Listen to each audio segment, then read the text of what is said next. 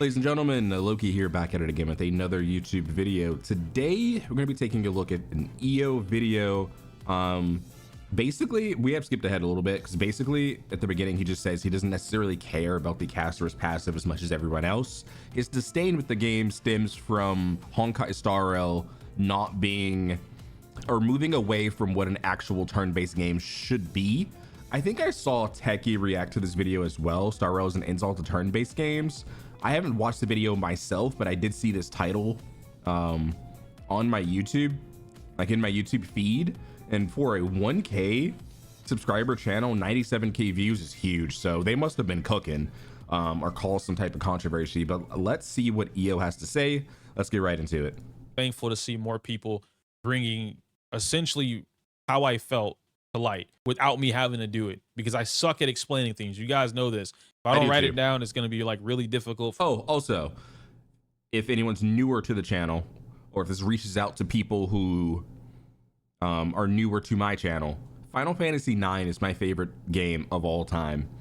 Final Fantasy IX is EO's favorite Final Fantasy of all time. So in terms of turn-based, like when it comes to turn-based games, having attack, defend, your spells, your items, that HSR moved away from that, and they just have your skill. It's a two-button game, right? It's a two-button game with a very simple relic system. But I want to see how he would fix HSR. For me to get it all out there, which is why I rant and ramble and, you know, whatever. My brain is ADHD like that. Star Rail is an insult to turn-based games, and Shizu goes over the entire concept the same way that I would have gone over it. He missed a couple games, but that's neither here nor there, right?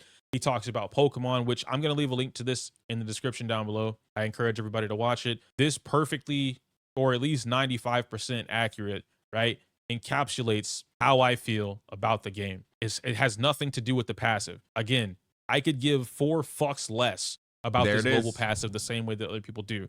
That is not me saying that I'm okay with the passive. This is me saying I just don't give a fuck. It's irrelevant. The game at its core is a problem. Another thing I want to mention, just because in case you just don't know, we can take a look at one of my favorite creators that I've been following for like 10 years, right? Today Joey, we continue aka our Pokegame MD. Like competitive Pokemon, and like there's a lot more complexity now with terrestrializing and gigantamaxing and all that stuff. And there's a lot of crazy stuff going on in this game, but competitive Pokemon's actually in terms of like turn-based, it's actually really deep and intricate. I'm not gonna lie. You have to know everything every mon can do, every build they can have, and play around that, right? So when he brings up Pokemon, that's what he means. He means from this like extremely competitive standpoint. He doesn't mean just like Pokemon Red, Pokemon Blue, you go, I go, I know you're water, I hit you with Thunderbolt. Like he's talking about from a competitive standpoint. Based mechanics, someone who I love turn-based RPGs, not having core mechanics like the ability to act. And when I say act, I'm speaking on the action itself. Attack, guard, or block, evade, any of those could be falling under the defensive option that universally is across the board. Usage of items or some other type of technique, and then your skill and potentially your ultimate after getting up enough energy, whatever the case may be. All turn-based RPGs at their core have this basic fucking mechanic, except Star Rail. And obviously there's some other ones. I just don't play them. I don't play these other ones, so I have no idea what they are. But when I relate this to the entire stuff going on with Castorice, I think it makes me more jaded. I don't get jaded again because of the global passive, but I understand that the global passive is something that opens a door. I talked about this in a previous video a little bit, but this door being opened it's not a good door. And the passive is whatever, right? The passive is so irrelevant that there's no point in talking about it. I wonder if he sees it as, I wish more people would be upset over what I'm upset about, and that's the turn-based mechanics not being utilized in Honkai Star Rail like they are in older games, like the older Final Fantasies, Pokemon. We went over that. And then he sees people coming together in unison over this global passive, and he's like, damn, I wish people would be more on my side when it comes to like, I don't know. I just wonder if that's like where his head's at. about it. Oh man, she gives a revive to everybody. It's so powerful. No, it's not. Bailu gives a No. revive. Mighty revives himself. There's another character. Yeah, so that isn't the issue. The issue is the future precedents that this could set, right? It's a micro step in the wrong direction, and that micro step could lead to a whole plethora of issues in the future. Character in the game that I can't remember right now. They revive themselves. Like, it's totally fine, right? If they would have made this to where only Castorice's team, so you have Castorice on the team, and then everybody It would gets be that a auto revive, non-issue. it I would said literally that. be no different than I said Bailu. that. That's irrelevant to me. What is relevant to me, and what should be relevant to most of you, is what this opens the door for. Like, what Yeah. would this lead into? But I want to give you guys a different perspective on that. I don't want to lead this into like the global passive could be busted as fuck, because I get it, right? Tons of you have told me, tons of you have said, but what if they make a global passive that gives you plus 90? I just want, like, sure, he's gonna go into like, what if you get like, 90 crit damage added to your entire team? That's gonna, like, if you don't have that character, all in-game content is gonna be catered around that. So if you're a newer player, you are absolutely screwed. There's another point I was gonna bring up. Let's say Mr. Pokey, right? He does like 0 cycles on stream all the time. He's going to pull Castorice, right? If his team that does the 0 cycle doesn't have a Castorice on it, he's still gonna get revived, and no one's gonna hold him accountable for, hey, that trigger, you should just press restart. Like, you know what I mean? Like, there's so much that it's gonna call it's gonna snowball from here, essentially. 59 speed, or everybody on the account has plus 50 attack. Like, yeah, they could do something like that, and that would be pretty stupid. And they will. Other games have global passives. They're just based off an item or a gear set or whatever, but they're not tied behind a limited character. And some games do have global passives tied behind limited items, just not limited characters, right? Like a limited weapon, a limited artifact, whatever the case may be. That's not what's happening here. What I'm talking about, though, the door opener, instead of looking at what global passives could come into the game that are fucked up, we need to look at what a global passive coming into the game actually means, especially one like Castorice's. Why would they make a global passive? First of all, why would they make Castorice's passive to be able to revive, even though she kills everything? But whatever. Her passive is to revive. She should have the revive. Again, don't get me wrong. She should have the revive. It just shouldn't activate when she's not on your team, right? She drains everyone's HP a lot, which is again is why Luocha is about to like rise up. The fact, like, so yeah, she 100% should be able to revive you, because it's very easy to die with her on the team, especially if you're not pulling for Luocha, or if you don't already have one, or if you're not going to use your token on one. Revive the entire team. Cool. That's fine. We need to look at why that would be a thing. You take that a step further. Why are they making it so that this global or this passive is account wide? What could they be bringing to the game that makes it so that, hey, you might need this safety net? And then we can talk about the door being open, because now we get into, I think that's Pollux. Again, I mentioned this briefly in the previous video, but for here, the game is already at a point. They mentioned the Pollux boss in the live stream. So this isn't leaks, but that boss, it brings everyone to 1 HP. Like, you see this mechanic a lot in Final Fantasy. When you go against someone that's like way stronger than you, they'll bring you to like 1 HP to like show their overwhelming might. General Beatrix did it in Final Fantasy 9, and Pollux does it in Honkai Star Rail. He'll bring all your characters to 1 HP. Again, if you don't have Luocha, it's going to take you a while to heal, which is where that revive comes into play. Where it's hard to keep up as a free-to-play player. It's harder to keep up, free-to-play or whale or spending player or whatever, if you don't know what the fuck you're doing in the game. I get it. Everyone thinks gacha games are easy. They're baby's first match, whatever. The type of players that say this are one of two. One, you already understand games to a better degree. You're good at a game. League, Overwatch, Marvel Rivals, Pokemon, VGC, TCG, whatever. You understand the concept of games and how to get better or be better at these games a little more naturally than someone else. You are the anomaly in this scenario. The second person who is doing this is someone who essentially has all the information privy to them. They were able to make all the best plays. They made all the best pulls because somebody told them to do it. Creator, a friend, a Discord, or Reddit, whatever.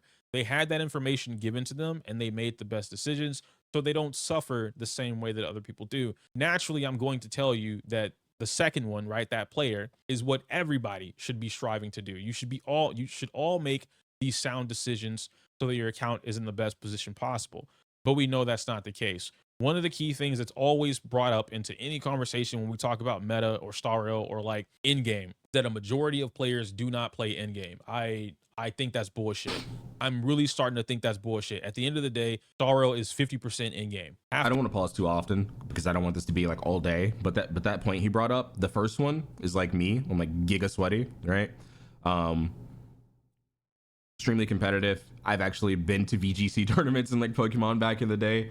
So like I do understand this game at like a more intricate level than most people. And the second one are like a lot of people that come to my stream and they ask for pulling opinions and they end up pulling those characters. Well, they'll tell me what they have on their account and I'll analyze that and tell them exactly who they need to pull for and what they need to pull for. Those are the people, the second one he's talking about. So that was actually a very good point that he brought up. It was really good.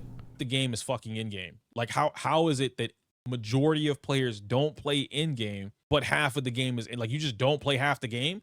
Yeah, bro, I only log in to do this and I log out. All right. And majority of players do that? No. We can't keep pushing. I get it. Metrics might speak completely differently than what I'm saying, but it doesn't make sense. Logically, it does not make sense. If half the game is in-game, I can't fathom that being a true statement based off whatever's going on in the game. Alas, everyone should be looking to improve their accounts. Everyone should be looking to improve their accounts as best as possible. This entire Castorice ordeal, I think it's brought out a lot of bad in people, to be fair. I don't want to say the worst in people, but it is super agenda pushy. It is very immoral, if you will. Not immoral, like with an I, but I'm saying that amoral, like A space MRIL, is what's happening here, where someone's morals versus another morals are being put to the test or being put in place, and people are being treated a certain way because they continue to like the game, they like Castorice, they don't care about the global pass or whatever. This passive isn't something that and it's, again, if you're the latter, I think it's fine. If you don't care, it's fine, right? If you don't care, then I would say, how do I say this? How do I say this without like coming off like a dick? Like just stay out of it if you don't care. You know what I mean? You don't have to like comment on every video that you don't care because that proves you care, right? And it's clear that the West definitely cares a lot more than the East, because apparently in China, global passives are a very common thing. And they also make up a significant portion of the revenue. So even if a majority of players quit in the West, it's not gonna matter so much. But apparently I did hear that in Japan, a lot of people in Japan are actually up in arms about this.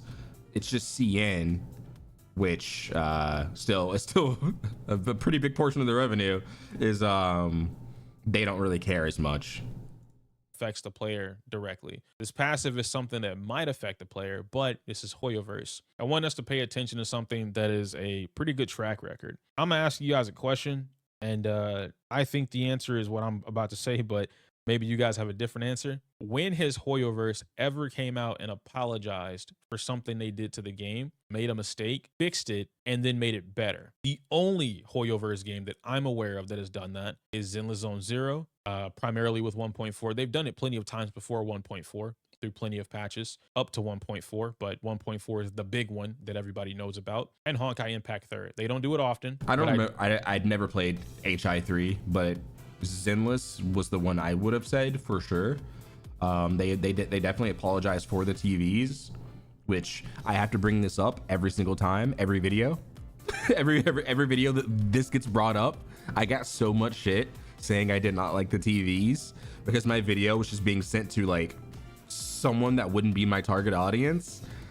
Oh my gosh, I'm telling you, I was getting like 60% dislikes because people were like, I like the TVs, and I was just like, bro, oh my god. I'm a firm believer, if you see a video and you're not the target audience, there's no need to click dislike. There's no need. Just don't watch. I don't know. Do distinctly remember them doing something when 2.0 launched. I don't remember what it was. Maybe I'm misremembering, but those are the only two games that I can recollect. Genshin has never done this to my knowledge. Star Rail has never Yeah, done Genshin's this never to done my it. knowledge. I don't expect them to hear our outcries about the global You know what's crazy? Star Rail has actually never done that that I can think of. They have not. We thought they were based. If you go back in time, 2 years, early Gacha Smack, early Tectone videos, everyone was calling this company based, free doctor ratio, based. But we haven't had any present issues until now. And there was a lot of uproar in the Castorice beta test.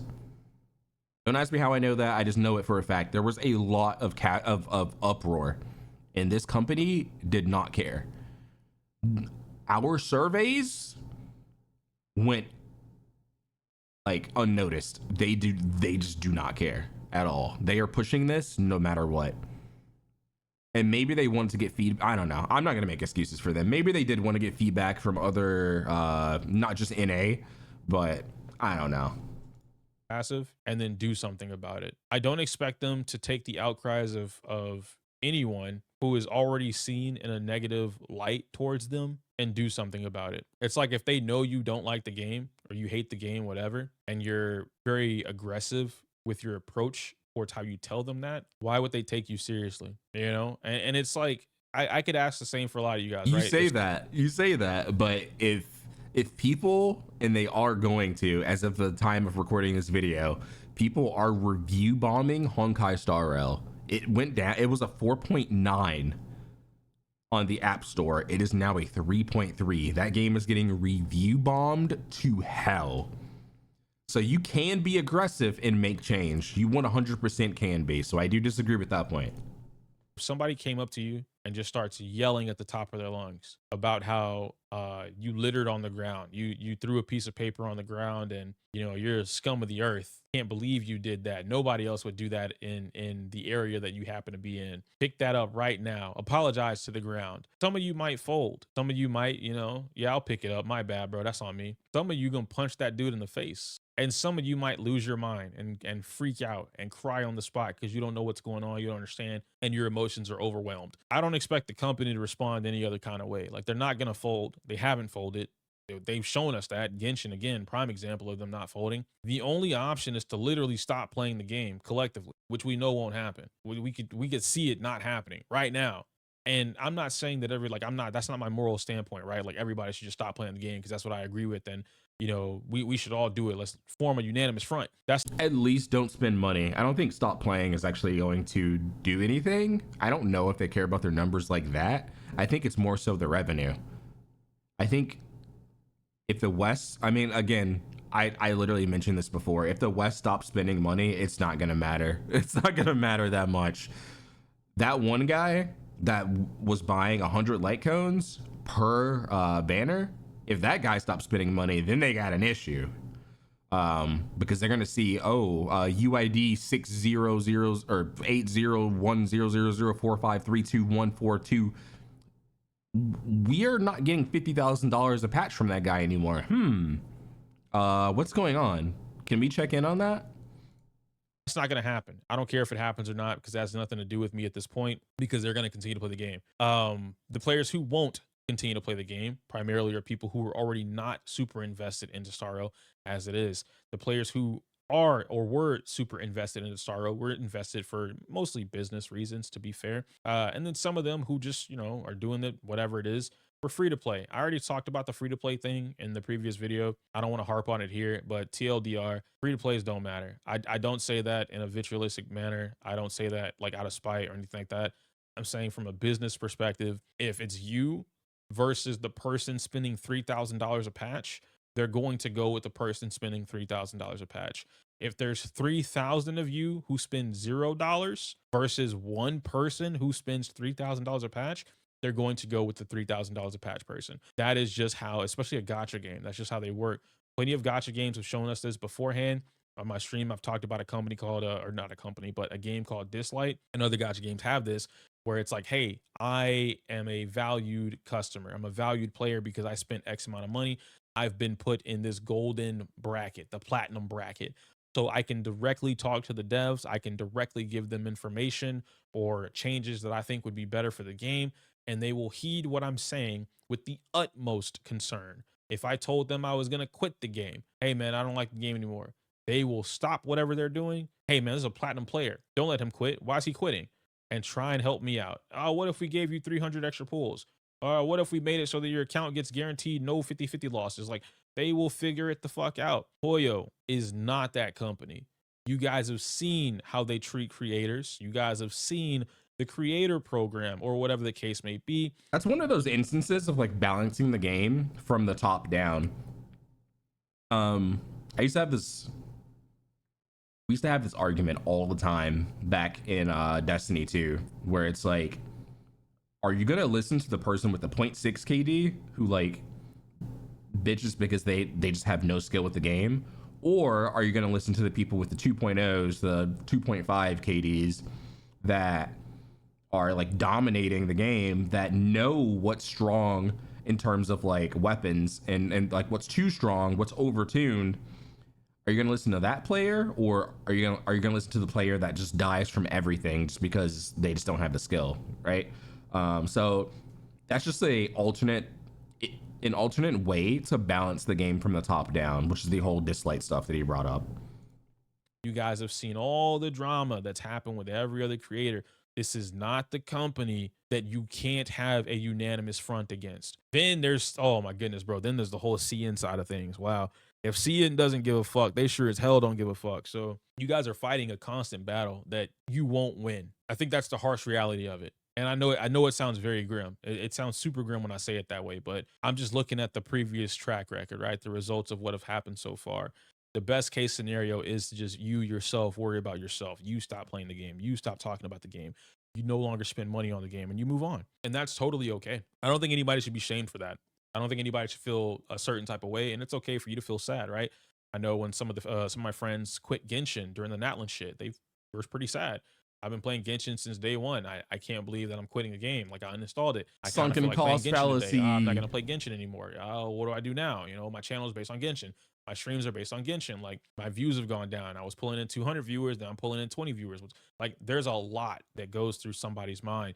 It's not just cut and dry. Everyone's not in the same position to be able to do that. As I said earlier, some of my creative peers in this perfect position where they can just do whatever the fuck they want and they're totally fine. They have tons of support despite what they're doing, right? Even if they That's were the to lose, dream. let's say that people that are gonna continue to play Star Rail, we won't support you because you're trashing the game. All right, you lose 2,000 subs or 2,000 viewers, maybe, but you grow, or you hold you're holding 8,000 viewers a stream. You're pulling in 50K views a video. Those 2K mean nothing to you in the grand scheme of things. And it's not to say that they don't matter, but when you look at the pro versus the neg, right? The pro versus con, it's not going to matter for the creator, you know? That's the dream, low key, getting a community of like-minded individuals who are there for you, which is why I respect a lot of VTuber communities. Like, who do I want? I mean, there's a ton of them. Like, freaking Doki Bird could stream anything and people will always be there for Doki Bird. She could play Marvel Rivals, she could play Death's Door, she could play Dynasty Warriors, she could play anything and people will always be there for the streamer. Like, that is the dream. Oh my god. Or whoever it is, right? The business, anything like that. I know this got on like a really big tangent when it comes to the Castorice stuff. I'm legit just ranting because, again, my issue isn't Castorice. It's not the global passive. My issue is everything. Everything right now bothers me to a point where I want Star Rail to be a good turn-based game. I will worry about the monetization or whatever later on because there are some things that piss me off. I talked about it in the other video, but the golden. I'm gonna be honest. I'm gonna just say this now.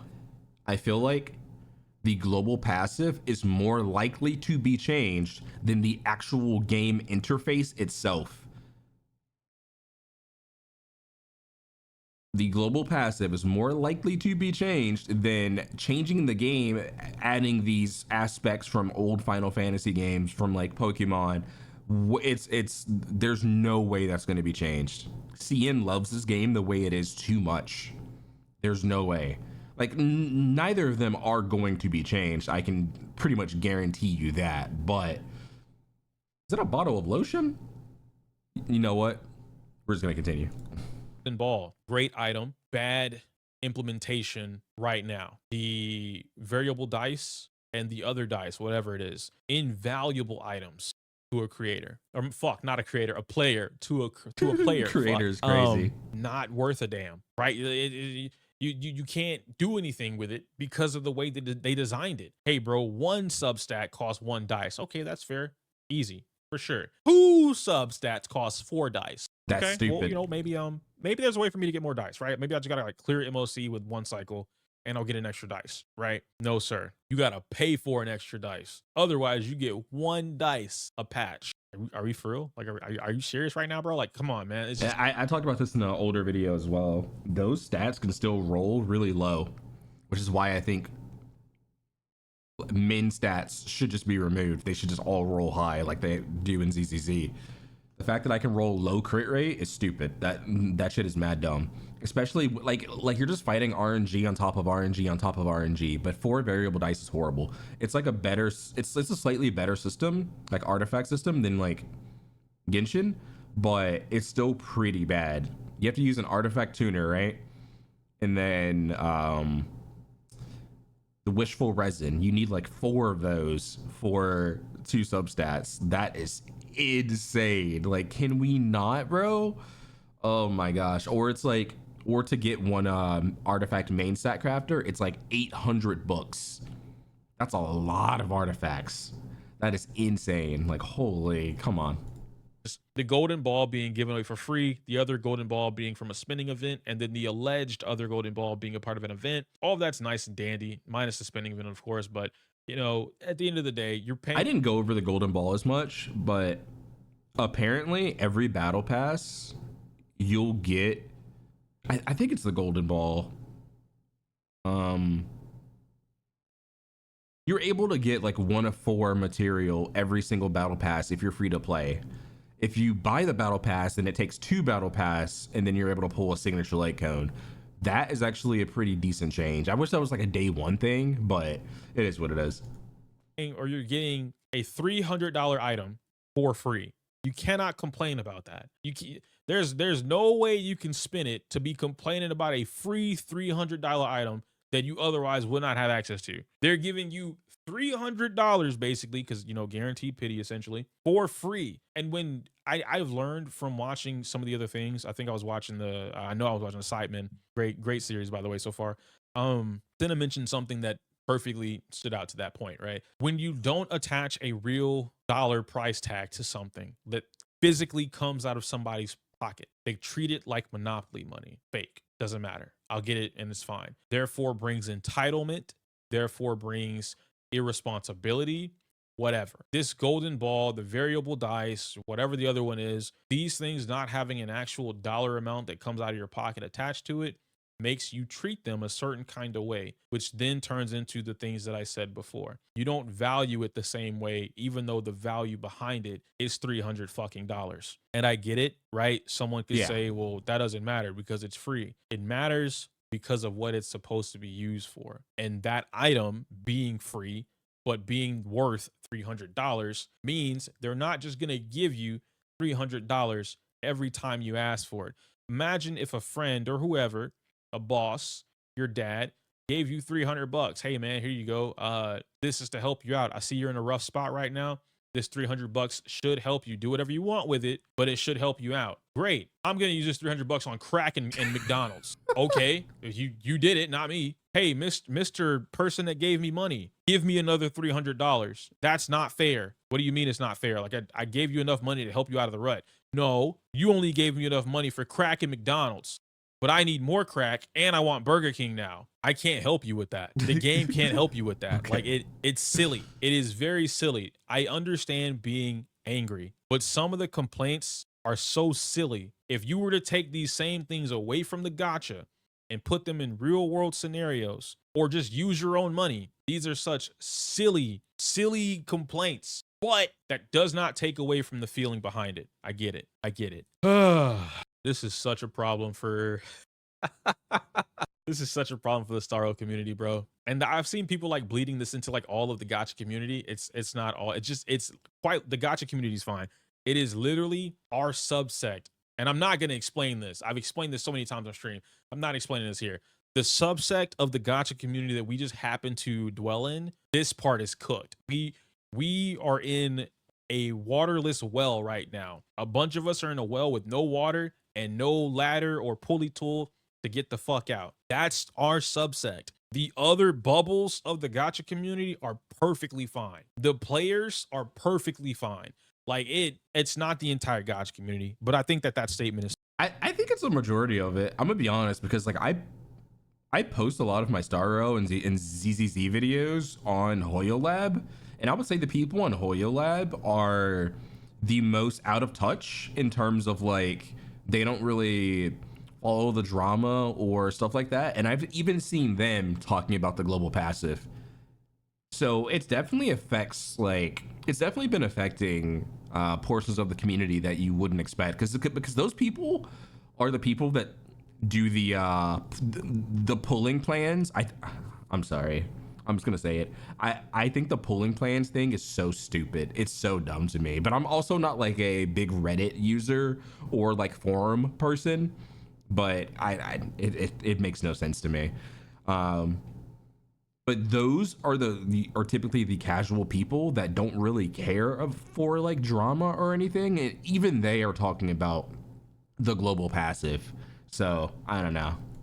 It's funny. It does make me laugh whenever I hear it a lot. Outside of that, do what you want with Castorice. Pull her if you want to, don't pull her if you want to. The global passive in her case means nothing, but like I said, be mindful of what door it opens up. Don't police other people, because it's not going to help you or the company at the end of the day. And when I say help the company, I mean it's not going to make a change. It's not going to change it. The reason it's not going to change it is because there's nowhere you're going to be. If you could, I'm all for it. If there was somehow a way to force the entire company to hear us out and change some shit, fuck, I'm all for it. This is not the way. Hoyo is not Kuro. They are not Shift Up. And quite frankly, they're not any other company that should be listening to their players. It's Hoyo.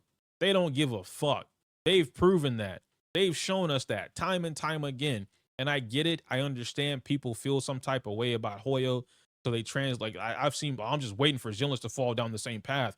I'm hoping they don't. The Zenless team adamantly, I've seen that in my comments, some of you guys just really need to watch that developer talk video. It's the only one they have, the developer roundtable. They vehemently, is that the word, vehemently? Yeah, vehemently, were against the normal Hoyo practices. Some things obviously they couldn't control, like.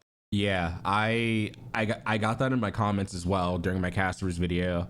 A couple people were saying, I hope Zenless doesn't fall down this route. And then a couple of other people were saying it's only a matter of time.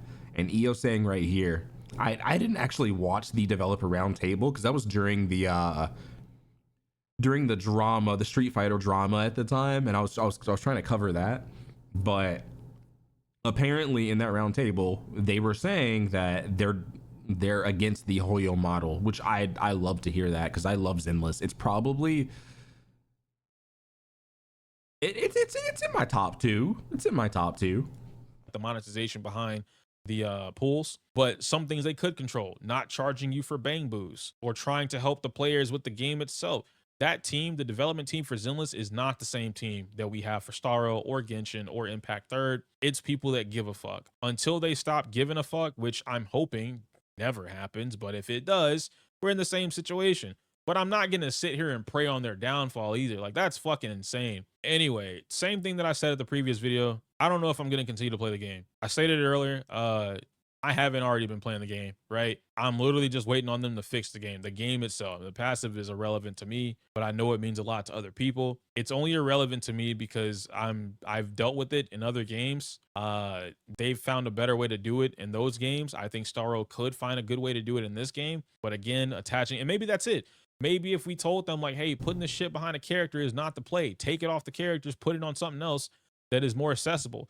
Make it a grindable item that you can get over time, or you can pay for the item but the free to plays or other players have access to gain this item over time, because that is, at the end of the day, how that function works. In any other gacha game, in any MMO, you can pay instantly, i.e. pay to win, to get whatever it is, Or you can grind it. play the Yeah. long game and you spend your time. That's how it should be. I was gonna end this video off with like some super cool fancy quote, whatever it is. I don't really have one. All right, I'll leave EO's video down in the description if you guys want to give that a like or anything. But yeah, let me know what you guys thought down in the comment section below. EO's thoughts on the Castorice global passive, and do you feel the same way about Star Rail when it comes to turn-based? Maybe we'll watch that video, that turn-based video. I actually didn't watch it, so maybe we'll react to that next, but let me know what you guys think. This video is way too long. I'll see you guys in the next one. Peace.